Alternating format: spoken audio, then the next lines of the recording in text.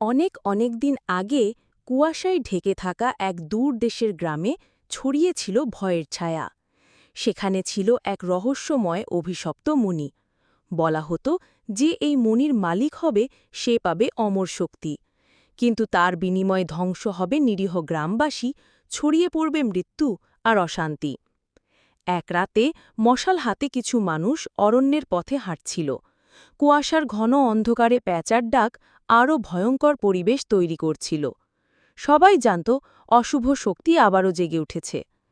এদিকে রাজপ্রাসাদে রাজকুমারী হঠাৎ অসুস্থ হয়ে পড়ল। তার শরীরে কালো দাগ ছড়িয়ে যাচ্ছিল, যেন কোনো অদৃশ্য অভিশাপ তাকে গ্রাস করছে। রাজা ভয়ে কাঁপতে কাঁপতে রাজ্যের জাদুকর তাহমিদকে ডেকে পাঠালেন। তাহমিদ গুরু গম্ভীর কণ্ঠে জানালেন, রাজকুমারীকে বাঁচানোর একমাত্র উপায় হল অভিশপ্ত মণি ধ্বংস করা। তখন এগিয়ে এলো সাহসী যুবক আরিয়ান। সে অরণ্যের গভীরে চারপাশের গাছপালা কেঁপে উঠল, আর হঠাৎ আগুনের বল ছুঁড়ে মারল এক অশুভ ছায়া। কিন্তু আরিয়ান ভয় পেল না।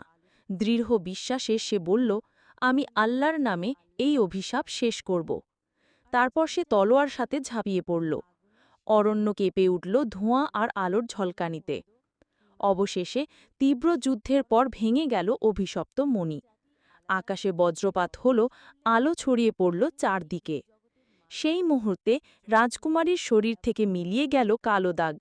অশুভ শক্তি ধ্বংস হল চিরদিনের জন্য। গ্রামে ফিরে এলো শান্তি।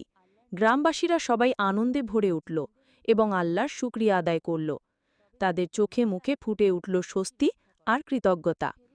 এভাবেই প্রমাণ হল এক অনন্ত সত্য: অন্ধকারের শক্তি যতই ভয়ঙ্কর হোক না কেন, সত্য আর আলো সবসময় বিজয়ী হয়।